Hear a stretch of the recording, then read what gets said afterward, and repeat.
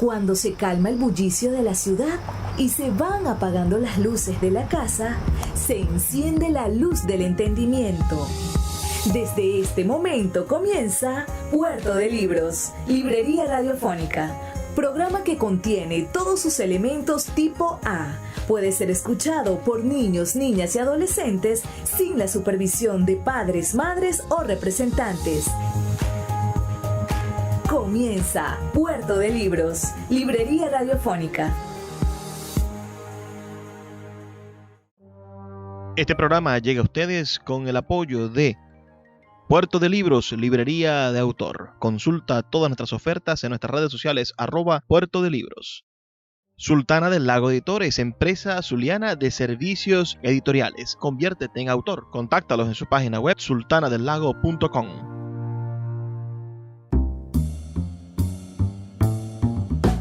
Bienvenidos a Puerto de Libros, Librería Radiofónica. Les habla Luis Peroso Cervantes, quien de lunes a viernes, de 9 a 10 de la noche, trae para ustedes este programa a través de la Red Nacional de Emisoras Radio Fe y Alegría. 23 emisoras conectadas para llegar a sus hogares con buenos libros, buena literatura, excusas para ser mejores ciudadanos y, de vez en cuando, buenos invitados. En esta serie de entrevistas que hemos ido presentando, bueno, la noche de hoy vamos a tener a un invitado real. Y no me refiero a que sea un invitado de la realeza, ni tampoco a un invitado que se oponga a los invitados de ficción, aunque creo que no he tenido todavía invitados de ficción. Pero es real porque su apellido es real.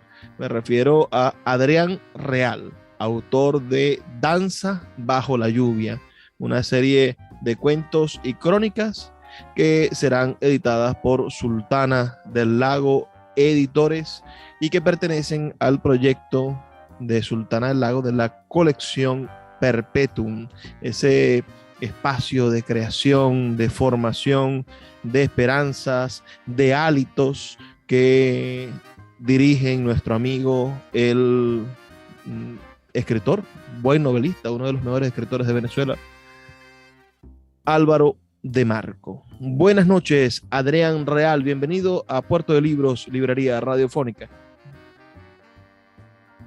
Buenas noches, Luis.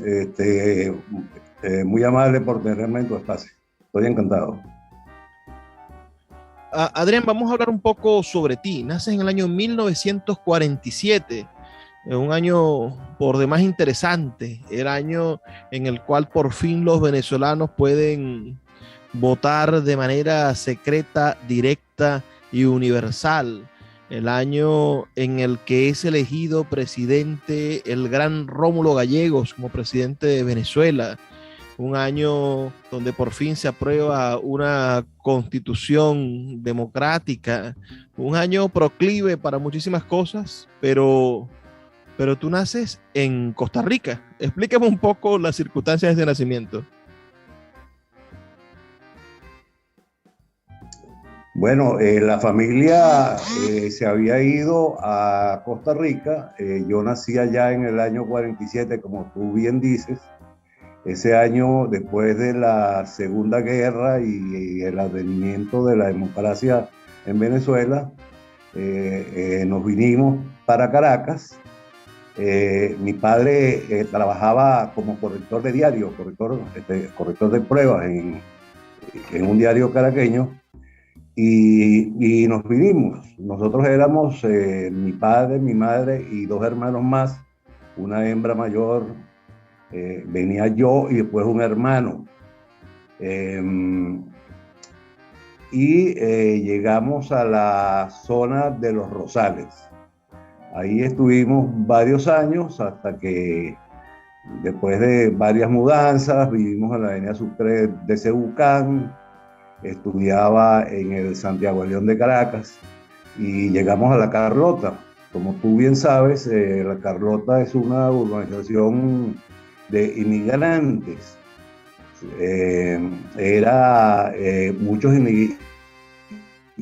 inmigrantes que habían venido a hacer su vida aquí producto de la penuria que sufrían en Europa.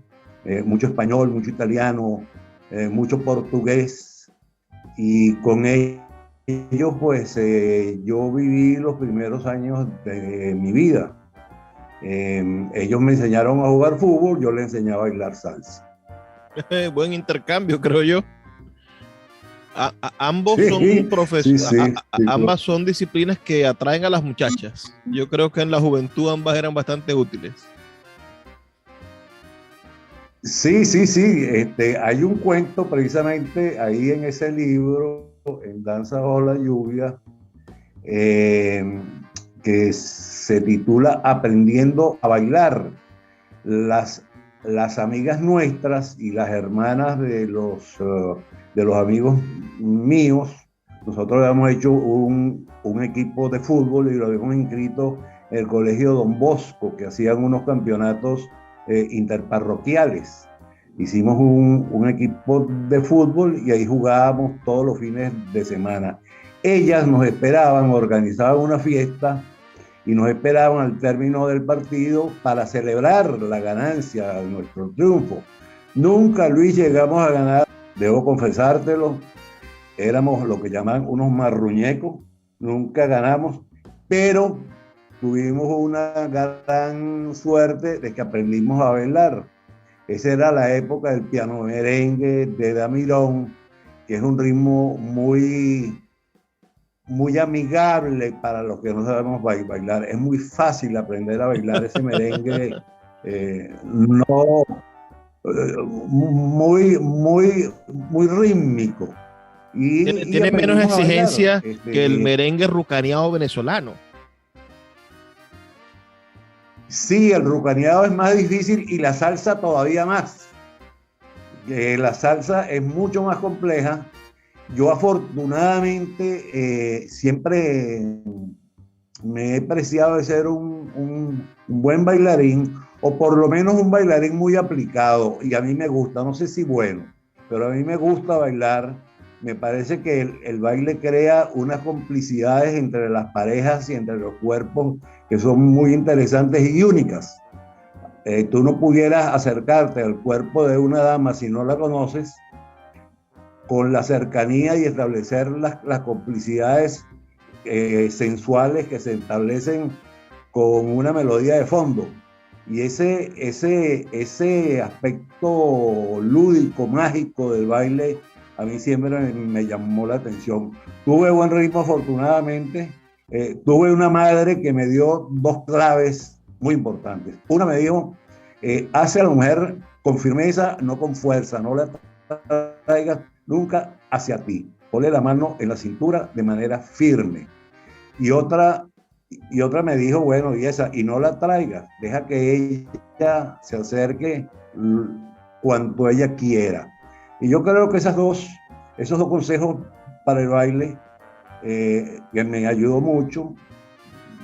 Tú sabes que la sonrisa y el baile son herramientas de seducción muy importantes. Y sobre todo a esa edad, donde uno es torpe para hablar, para establecer una conversación, las muchachas son como un territorio no inhóspito, pero sí que uno no conoce, ¿no? Y ellas establecen unas complicidades entre ellas que a uno lo pone muy nervioso. Bueno, el baile me ayudó a romper eso y a desentrañar ese mundo y a entender el mundo femenino de una manera más plena, más gozosa. Adrián, explícame una cosa. Viviste tu infancia en la Caracas de la dictadura de Pérez Jiménez. ¿Qué memoria tienes de eso? Sí. Bueno, yo debo confesarte, yo soy un demócrata a carta cabal. Yo no creo en gobiernos militares buenos y militares malos. Yo creo que todo gobierno militar usurpa, yo no sé si es en tu programa, pero todo gobierno militar usurpa un territorio que es de los civiles. Pero aún así, Luis, yo recuerdo que esa época era la época, y tú la viviste seguramente, era la época de las misas de aguinaldo. Nosotros nos despertábamos a las 2, 3 de la mañana, los muchachos iban, nos despertábamos, tocan la Carlota y Plaza en el medio de la calle, y nos reuníamos ahí y salíamos a patinar, y nos íbamos a Los Chorros, a la iglesia de El Claret, que estaba en lo que hoy es la avenida Rómulo Gallego, y ahí, bueno, no era que oíamos misa, íbamos a ver a las muchachas, y de regreso hacíamos algo inconfesable, pero que te lo voy a revelar porque lo hacíamos mucho, que era robarnos la leche y el pan de los portales de la casa. Uno de ellos era mi casa. Y bueno, y desayunábamos con leche y pan caliente. Esa era la época en donde, cuando los portugueses repartían pan y leche en la mañana con unas motos y unos cajones a un lado de las motos. O sea que ustedes eran unos vándalos, hay que decir la verdad. Bueno, sí, éramos muchachos. No había maldad en nuestro ser, en nuestra conducta, pero sí, éramos unos vándalos. Era la época de las patotas, estaba la patota de Campo Claro y la de la Carlota, y nos liamos a trompadas a diario. Te hablo de peleas multitudinarias de 20, de 30 muchachos, todos contra todos, y eso era realmente, nunca hubo un herido, nunca hubo una navaja, nunca hubo una pistola, era a puñetazo limpio. Los pechitos que llaman. Yo disfruté mucho esas trompadas, te lo debo confesarte. Y eso está en tu literatura, cuéntame un poco. Dime, Luis, disculpa. ¿Eso quedó en tu literatura? Sí, hay un en Aprendiendo a Bailar, a raíz de eso, mi mamá que se cansó de mí, me vio como un problema, y había un liceo militar en México que se llamaba la Universidad Militar Latinoamericana, donde estudiaba un hijo de una amiga de ella. Y esa amiga de ella le dijo, caramba, que ese colegio había hecho milagros por su hijo, que él se fue siendo un rebelde y llegó hecho un caballero. Bueno, yo terminé allá, en la Ciudad de México, en una universidad militar que realmente tenía un régimen militar muy estricto, muy duro. Me recuerda un poco esa novela de La ciudad de los perros. Sí, muy parecido. Yo cuando leí esa novela, parecía un calco de lo que yo había vivido en México. Claro, Lima y México DF, los dos son capitales de imperios americanos y se parecen mucho. Esos virreinatos. Mira, Adrián, te voy a detener porque tenemos que hacer una pausa de 2 minutos para escuchar los mensajes de Radio Fe y Alegría, pero ya volvemos con más de este programa que está muy interesante, y todos ustedes pueden dejarnos sus comentarios al 0424-672-3597. Síguenos en @Librería Radio. La librería Puerto de Libros, librería de autor, ya se encuentra en el Teatro Baral de Maracaibo. Puedes acercarte al maravilloso espacio del café del Teatro Baral y allí vas a encontrar un repertorio gigantesco de libros de nuestra librería Puerto de Libros, librería de autor. También puedes solicitar cualquiera de nuestros títulos a través de nuestra página web puertodelibros.com.be o a través de nuestras redes sociales, especialmente Instagram, @Puerto de Libros en Facebook, Twitter e Instagram. Puerto de Libros, la mayor librería virtual de Venezuela, y ahora también en el Teatro Baral, patrimonio cultural de nuestro país. El poeta Luis Peroso Cervantes le acompaña en Puerto de Libros, Librería Radiofónica, por Radio Fe y Alegría, con todas las voces.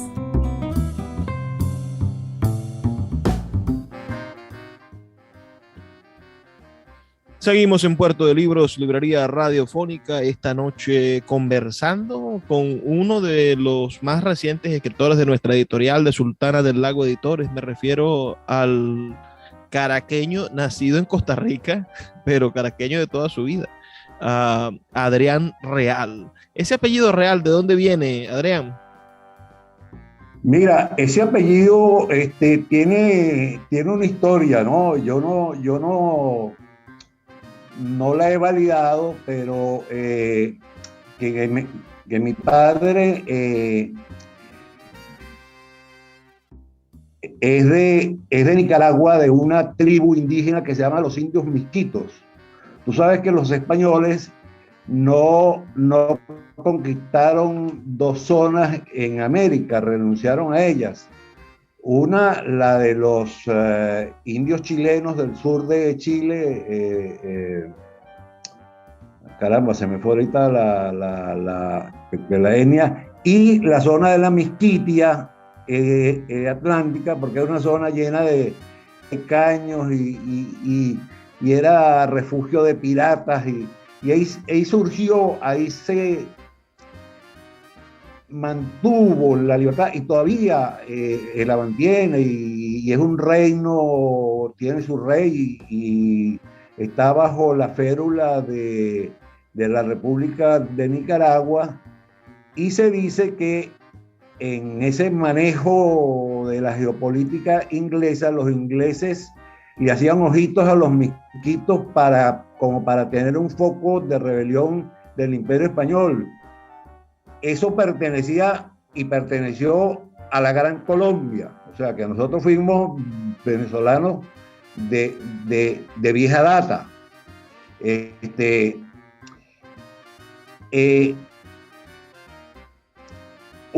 El rey Jorge IV de Inglaterra recibió a una delegación de los indios misquitos. A varios de los miembros de la delegación adquirieron el apellido Real porque estuvieron en presencia del rey. Esa es la historia que me contaba mi abuela. Yo, como te digo, no la he validado. Yo no conservo ninguna de esas nacionalidades. La mía es la venezolana, pero esa es la historia del apellido Real. Mira, tu currículo me pareció verdaderamente interesante y creo que tendrías muchas cosas que decirnos y que ofrecernos, sobre todo a las nuevas generaciones. Primero, me quedé en que te fuiste a México a estudiar a un colegio militar, pero después me entero por tu currículo de que te graduaste como ingeniero mecánico en Barquisimeto. ¿Por qué un caraqueño se gradúa de ingeniero mecánico en Barquisimeto? Bueno, yo inicialmente fui a Mérida y en Mérida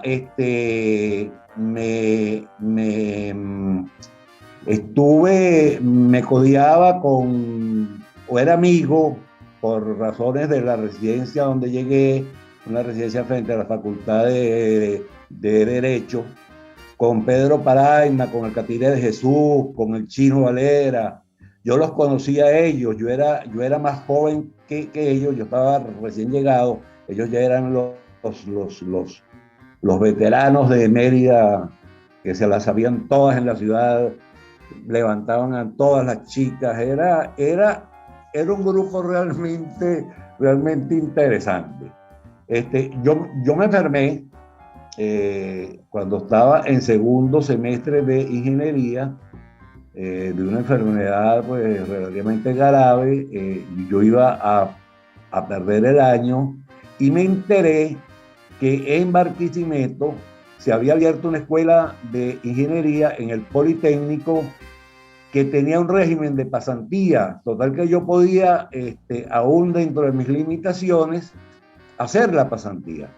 Entonces yo me fui a Barquisimeto, hice la pasantía y logré recuperar mi año y graduarme, yo seguí asociado en Barquisimeto. Estaba un poeta, se llamaba Agustín Callejas. Estaba un amigo, entiendo que es amigo tuyo, que es Tito Núñez, un maracucho. Sí, tiene resistencia genética al cocuy. Sí, entre los dos, tanto Agustín Calleja, que era un colombiano cachaco que se metía a las borracheras más impresionantes del mundo, pero con corbata, nunca perdió la corbata. Ese era un hombre, un cachaco con Se todas podía las perder la cordura, pero no la corbata. No, nunca, jamás. Y Tito Núñez, y yo me dediqué a las luchas estudiantiles, fui secretario de Cultura, hicimos unos recitales en Barquisimeto con mis amigos de Mérida, con Pedro Paraima, con el Chino Valera Mora, con el Catire Hernández de Jesús, y fue muy... Toda esa gente es de 40 grados, de 40 grados alcohólicos. Esa gente son buenos bebedores, todos. Todos tienen un alta resistencia física. Sí. Todos desafortunadamente muertos. Entiendo que Pedro Paraima es el único que Hernández de Jesús también está vivo. Hernández, el Catire, bueno, yo sí, Hernández Jesús, yo lo conocí mucho. Bueno, todos ellos yo los invité y logramos llevarlos a Barquisimeto. Hicimos un recital, no con Tito, porque Tito estaba estudiando en el pedagógico, lo hicimos con un grupo cultural que estaba liderizado por Álvaro Montero y Orlando Pichardo. Y Álvaro Montero, Orlando Pichardo, dos poetas de Lara de alto puño, muy buenos a mí me gustan mucho. Álvaro Montero, claro, un gran poeta, lástima que está olvidado en la poesía venezolana. Sí, un gran poeta que en algún momento habrá que reivindicarlo, porque tiene el problema que tiene todo poeta de la provincia, que es de provincia. Aquí, para ser un gran poeta o un gran político, hay que vivir en Caracas. Claro. Y si no, eres como de segunda, ¿no? Eres provinciano. Bueno, de la mano de Álvaro, otras muchachas, Nelly Fernández, Las Moño Suelto, Milagro Camejo, una mujer italiana maravillosa, Beatriz Villani.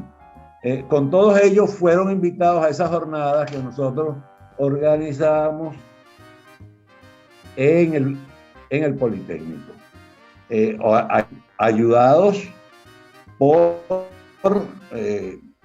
apoyados por Agustín Callejas, que era también un poeta muy sólido, muy bueno.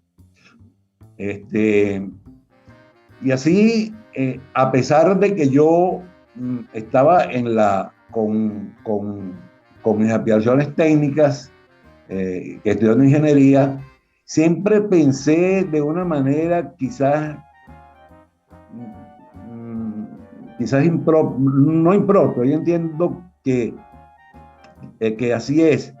Cuando yo veía las grandes obras que nos habían quedado del pasado, yo veía que estaba la ingeniería ahí, que la ingeniería era la única que nos preservaba, que se había preservado para el presente. Y entonces yo vi en la ingeniería una forma de llevar adelante mis inquietudes de tipo humanista.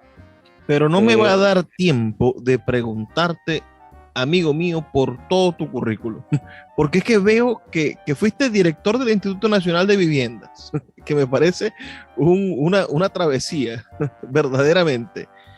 Fuiste director de la energía eléctrica de Barquisimeto.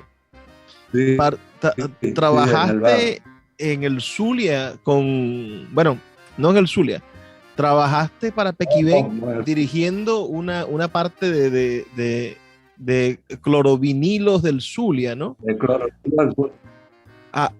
Me refiero a que has estado, fuiste director del Impulso.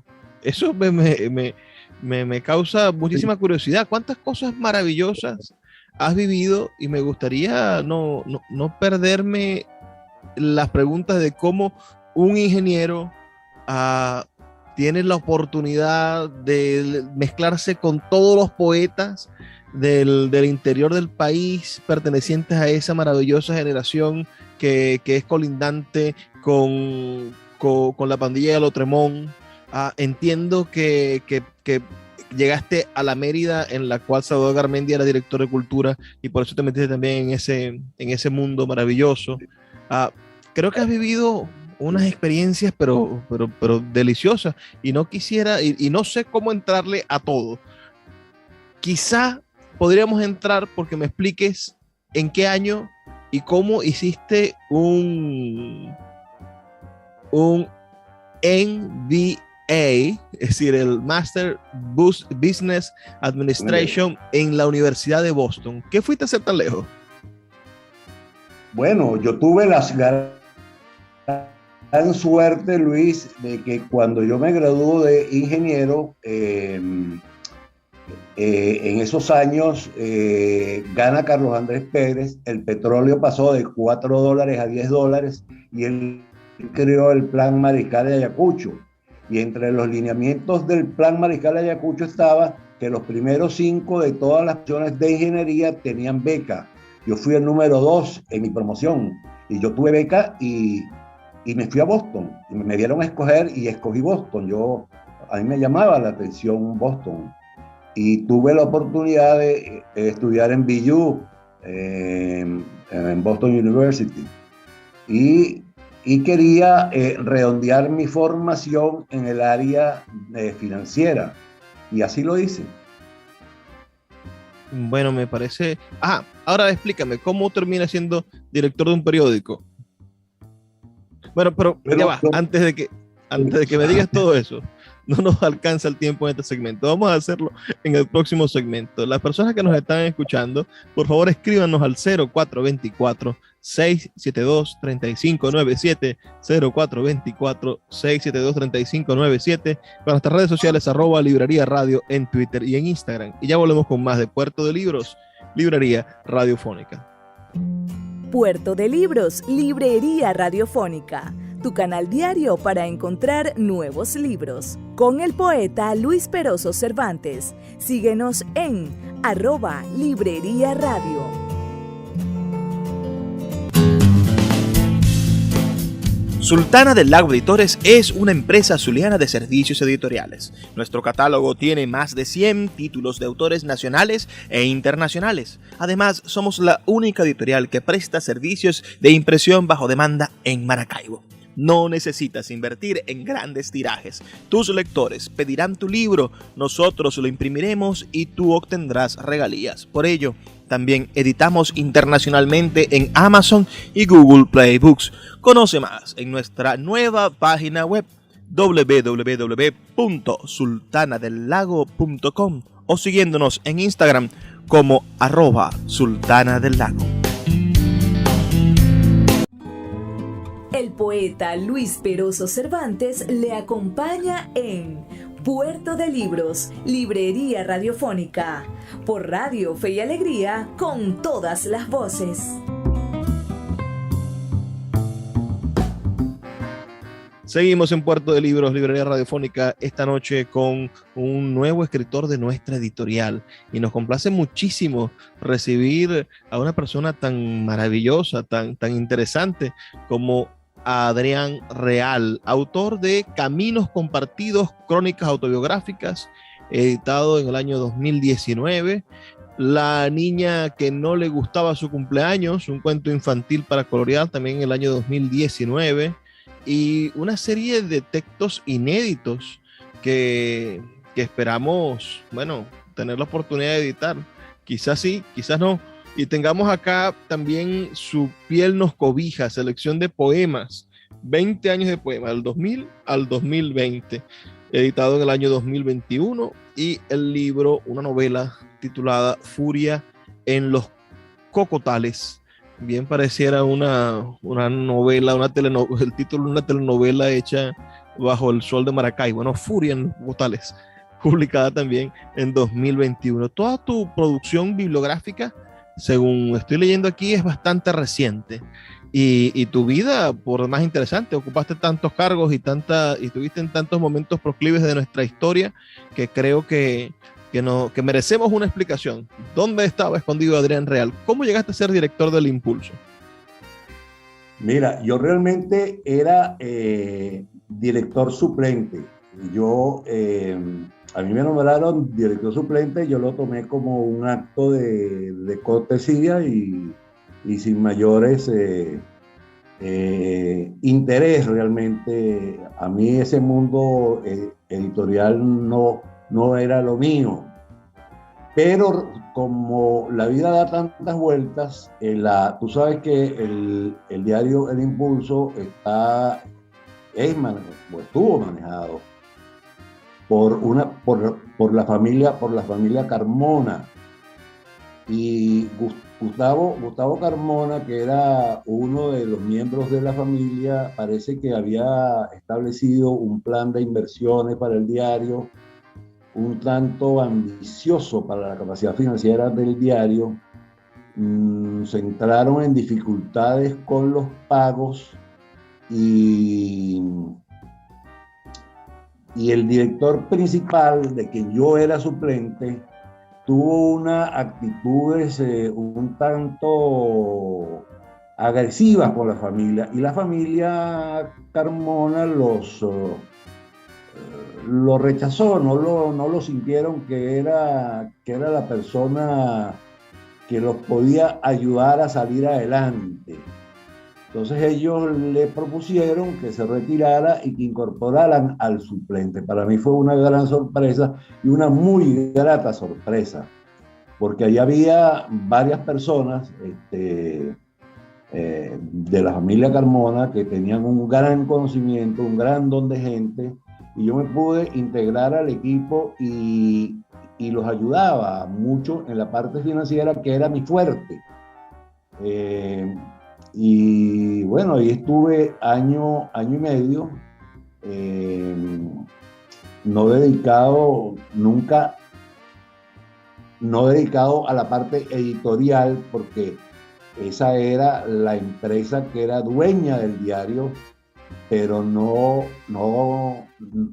tenía nada que ver con la parte del diario en sí, que lo manejaban en Barquisimeto, en la sede del diario El Impulso. Nosotros por lo regular nos reuníamos en la oficina que tenía la empresa en Caracas, en la avenida Urdaneta. Ahora vamos disculpa que te interrumpa, vamos a que me cuentes sobre energía eléctrica. Un ingeniero mecánico dirige la empresa de energía eléctrica Barquisimeto. Explícame eso. Bueno, yo ahí no está en mi currículum, en lo que te pasé, que fue un extracto. Yo tenía una empresa de construcción eléctrica. Yo estaba muy vinculado al sector eléctrico del Estado Lara. En la energía eléctrica estaba el ingeniero Valero, no sé si tú llegaste a saber de él, era un hombre extraordinario, con un gran don de gente, y él me pidió que lo acompañara en la energía eléctrica, que lo acompañara en el área financiera. Yo siempre he trabajado, por eso no te debe extrañarse que un ingeniero eléctrico trabaje en el área financiera de una empresa de electricidad.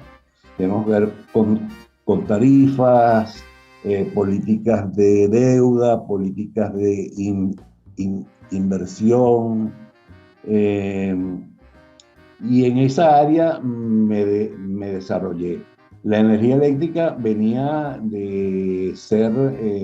con una tradición de manejo por los canadienses, una empresa muy organizada que desafortunadamente con la centralización la absorbió Corpoelect y hoy en día pues no, el Estado Lara tiene poco que ver con su manejo. Qué lástima realmente.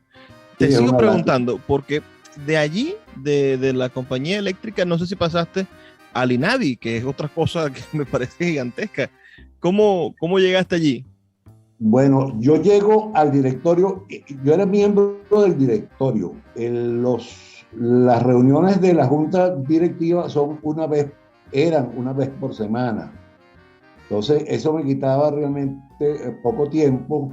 Yo estaba en FONDUR, que es el Fondo de Desarrollo Urbano de Mindur, y FONDUR tenía un representante ante la directiva, la junta directiva del INAVI. Y el ministro me llamó, me preguntó si yo estaba interesado en formar parte del INAVI.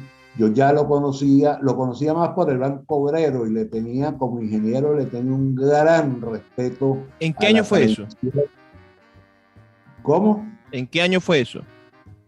Eso fue cuando el gobierno del doctor Caldera, no me preguntes años, Luis, porque yo... Estamos hablando de finales de los 60, principios de los 70. No. El Caldera de los 90. Sí. Del Caldera de los 90, sí.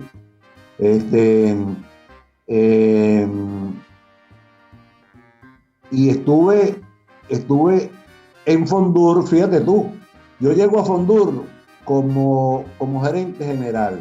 Ese era un FONDUR, cargo, que es el fondo, según leo aquí, el Fondo de Desarrollo Urbano de Caracas, o el Fondo de Desarrollo Urbano de todo el país.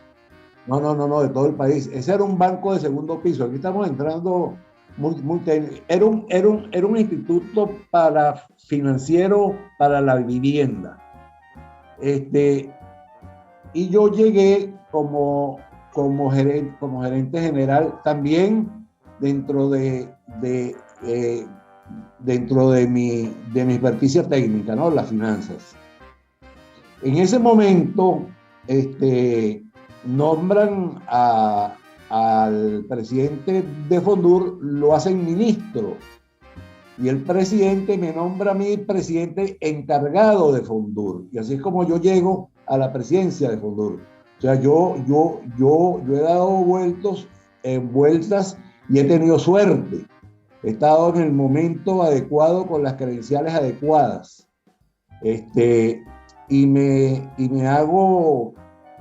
Y llego a la presidencia de FONDUR y descubro un mundo, bueno, yo ya lo conocía como gerente general, pero descubro el mundo de la construcción masiva de viviendas y sembramos a Venezuela de viviendas. Realmente nosotros, y esto era auditado por el Congreso Nacional,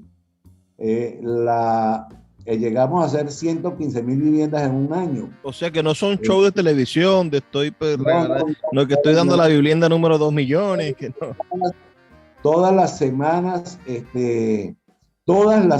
Luis, todas las semanas, no teníamos fin de semana que no inauguráramos uno o dos desarrollos de 400, de 500 viviendas, lo que llamaban de nivel 1, que eran viviendas de 47 metros sobre terrenos de 280 metros, con todos los servicios y con papeles, y con calles asfaltadas, y techos no laminados, techos de platabanda. O sea, nosotros teníamos una tipología de vivienda que le daba mucha dignidad a la familia y le daba seguridad financiera a la familia, con escuelas, con áreas sociales, áreas comerciales, con rutas de autobuses que coordinamos con los municipios. Realmente fue una experiencia muy grata, conservo muy buenos recuerdos, tengo gratos amigos, grandes amigos ahí. Mira, eso es estar en el alto gobierno, amigo mío. alguna participación política extraordinaria en un partido para poder merecer eso? ¿O ciertamente fue bastante cuestión de suerte? Bueno, yo te dije, yo participé en la dirigencia estudiantil, en el movimiento estudiantil del Politécnico, donde fui secretario de Cultura. Ahí me hice amigo, trabajaba estaba como secretario de reclamo un compañero que se llamaba Ciro Sá. Ciro Sá llega a ministro, y cuando llega a ministro, él me llama. Él me dice: mira, Adrián, yo estaba en Pequibén. Pequibén me da una comisión de servicio y yo voy a Fondur como gerente general. Estando en Fondur, a través del ministro, es que yo logro lo de INAVI. Y hay otras cuestiones que no te puse ahí porque iba a ser el currículum. También estuve en el CONAVI, que es la Comisión Nacional de la Vivienda, que era la parte regulatoria, la que establecía toda la parte que legal, todo el entramado legal que regía el sector vivienda. Fue una experiencia muy, muy grata realmente.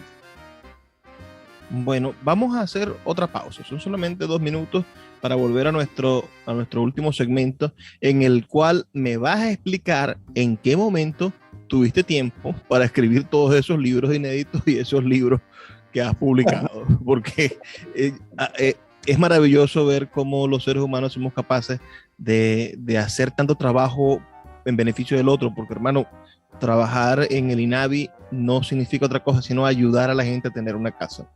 Y eso, imagino que hay millones de personas que te lo agradecen. Vamos a hacer una pausa, son 2 minutos y ya volvemos con más de Puerto de Libros, Librería Radiofónica. Escuchas Puerto de Libros con el poeta Luis Peroso Cervantes.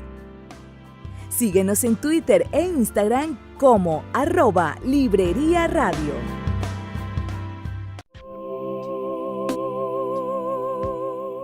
Si te gusta nuestro programa, puedes apoyarlo con un pequeño aporte mensual de $2. Un acto de micromecenazgo puede mantener en línea nuestro programa a través de nuestras plataformas virtuales y de la Red Nacional de Emisoras Radio Fe y Alegría. Sé parte de la manera en la que transformamos la realidad y el pensamiento a través de la literatura. Apóyanos para seguir llevando a tus hogares Puerto de Libros, Librería Radiofónica. Más información al 0424-672-3597.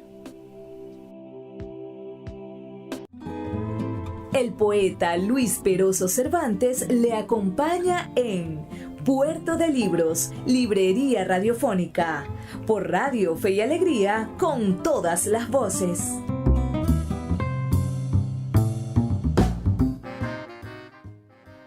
Llega el último segmento de nuestro programa.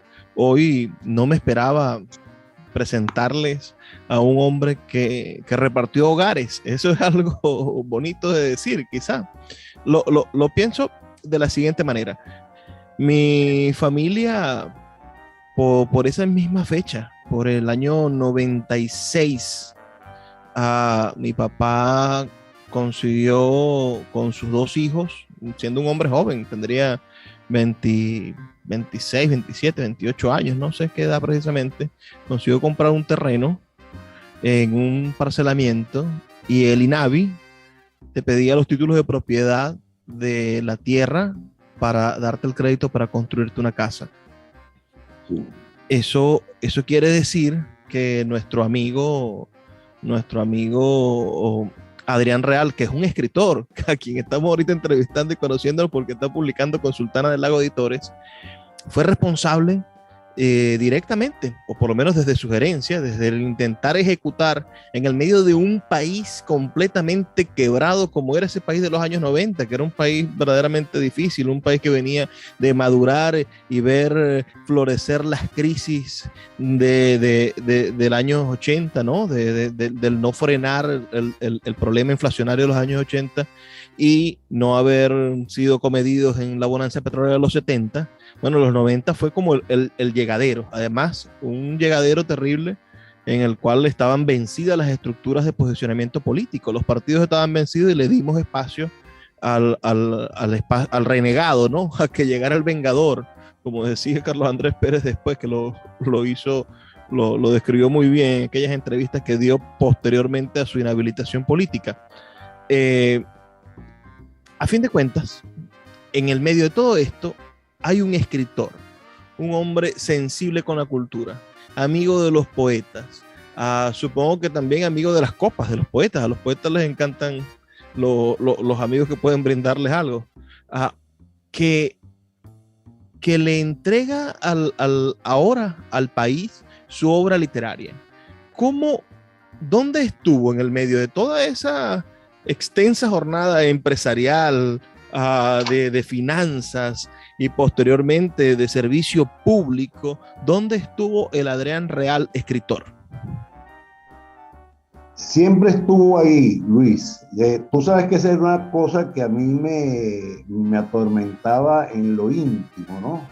Que yo escribía mucho, porque muchas de estas cosas hay que hacer informes, reportes, estudios, y todos eran escritos. Y la escritura financiera y la escritura de ese tipo de informes que se le presentaban al ministro, al presidente, al Consejo de Ministros, tú tenías que erradicar el adjetivo. Tú no puedes recomendar una obra y decir que la obra es bonita, o es buena, o es adecuada, ni siquiera. Tú tienes que decir, esta obra conviene hacerla porque atiende a tal número de personas, tiene un rendimiento de la inversión de tal cosa, se puede financiar por tal y tal razón. O sea, es un lenguaje muy estéril desde el punto de vista literario. Y yo decía, caramba, estoy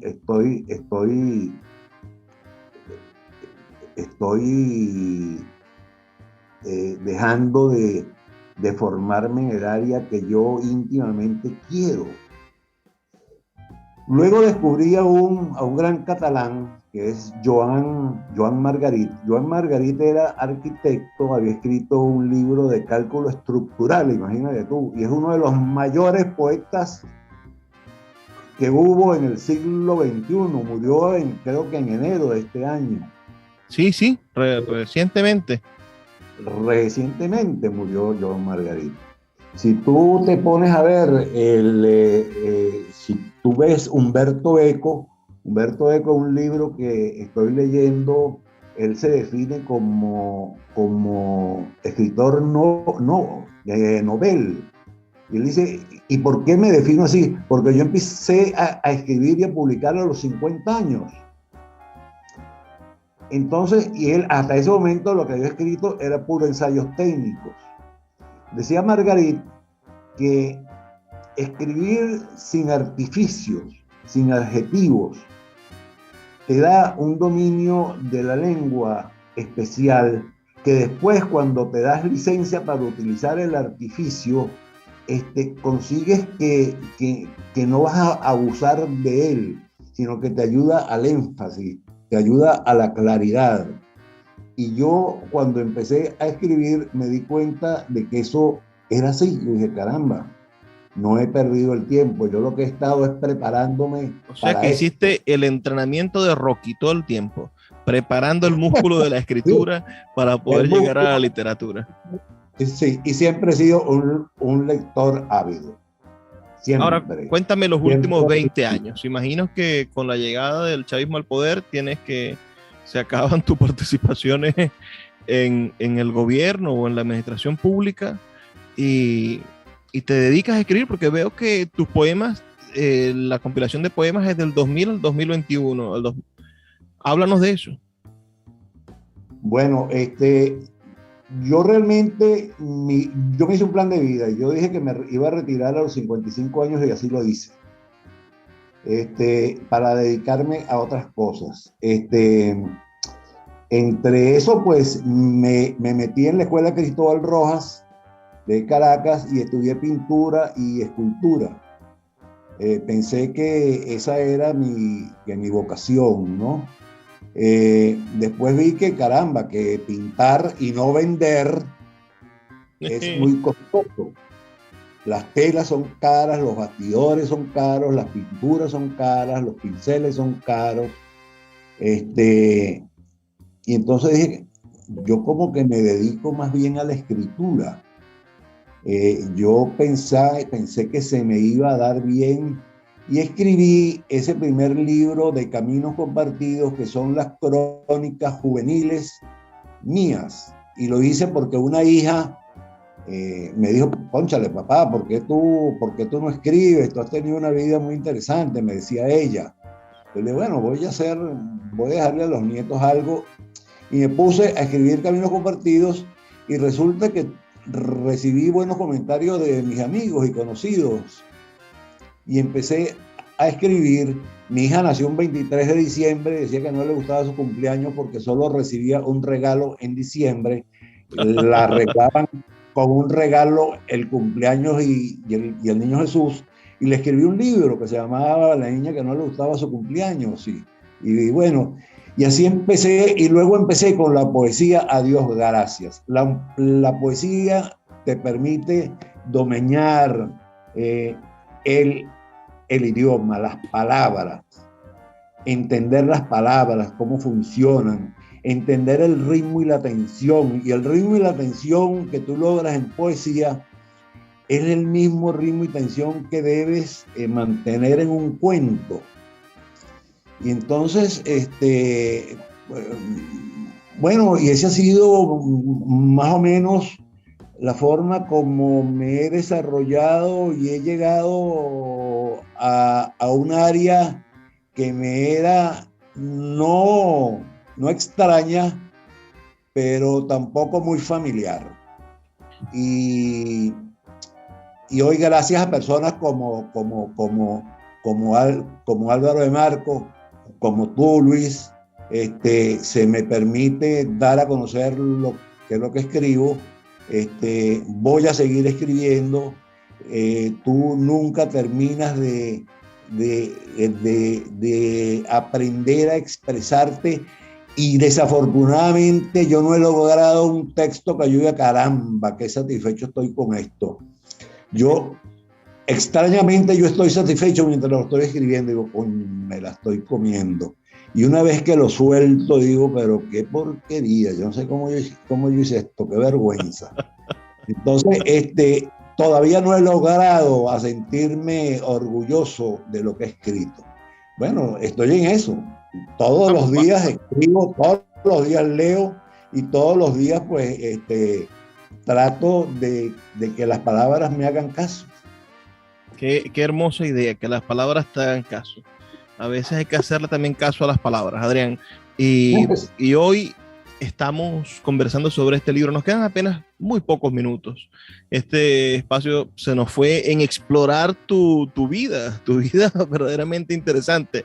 Creo que pocos escritores han tenido la oportunidad de hacer lo que tú has hecho por este país y de vivir esas experiencias maravillosas, aunque no nos dio tiempo de categorizar. Quizá en un próximo programa me gustaría que me regalaras tiempo dentro de unos meses con otro episodio de Puerto de Libros, podamos empezar a categorizar tus experiencias y nos hables de gente, de procesos, de cómo vivías y veías ese país y cómo vives y ves el de ahora. Pero si te pregunto eso ahorita, no terminamos en 2 días.